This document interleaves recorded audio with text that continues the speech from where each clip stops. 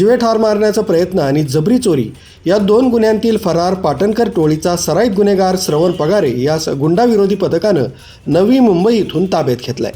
फिर्यादी आदित्य दीपक कांबळे यास श्रवण पगारे, हर्षद पाटणकर, अजय पाटणकर यांनी फिर्यादी आदित्य यांचे सासरे मायकल भंडारे यांनी केलेल्या केसेस मिटवायच्या आहेत असं सांगून फिर्यादी यांना याहू हॉटेल मागे जॉगिंग ट्रॅक इथं नेलं। श्रवण पगारे तसंच हर्षद पाटणकर यांनी फिर्यादी यांना हाताचापटीनं बुक्क्यानं मारहाण केली। तसंच अजय पाटणकर यानं हातातील फायटरनं तोंडावर, पाठीवर, बरगडीवर मारहाण केली। तसंच हर्षद पाटणकर यानं त्याच्या जवळील पिस्तॉल काढून फिर्यादी यांचा गेमच करतो असं म्हणून शर्टच्या खिशातील 1200 रुपये जबरदस्तीनं काढून घेऊन पळून गेले। या घटनेनंतर आरोपी श्रवण पगारे, हर्षद पाटणकर, अजय पाटणकर यांच्यावर सरकारवाडा पोलीस ठाण्यात गुन्हा दाखल होता। या गुन्ह्याच्या अनुषंगानं गुंडाविरोधी पथकाला माहिती मिळाली।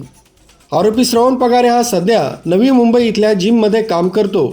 याबाबतची माहिती समजताच गुंडाविरोधी पथकाचे सहाय्यक पोलीस निरीक्षक ज्ञानेश्वर मोहिते पोलीस पथक नवी मुंबईला रवाना झालं। नवी मुंबईतील कामोठे परिसरात असणाऱ्या वेगवेगळ्या जिममध्ये जाऊन आरोपी श्रवण पगारे हा आयटॉक्स जिम इथं ट्रेनर म्हणून काम करत असल्याची माहिती मिळाली। आयटॉक्स जिम नवी मुंबई इथं सापळा रचला असता आरोपी श्रवण पगारे यास शिताफीनं ताब्यात घेऊन अधिक विचारपूस केली। सदर गुन्हा केल्याची कबुली देऊन त्याआधी या गुन्ह्यात सहभागी असल्याचं सांगितल्यानं त्यास पुढील तपासाकामी सरकारवाडा पोलीस ठाण्याच्या ताब्यात देण्यात आले। सदरची कामगिरी पोलीस आयुक्त संदीप कर्णिक, पोलीस उपायुक्त किरण कुमार चव्हाण, गुन्हे शाखेचे सहाय्यक पोलीस आयुक्त संदीप मिटके यांच्या मार्गदर्शनाखाली गुंडाविरोधी पथक यांनी संयुक्तिकरित्या ही कामगिरी पार पाडली।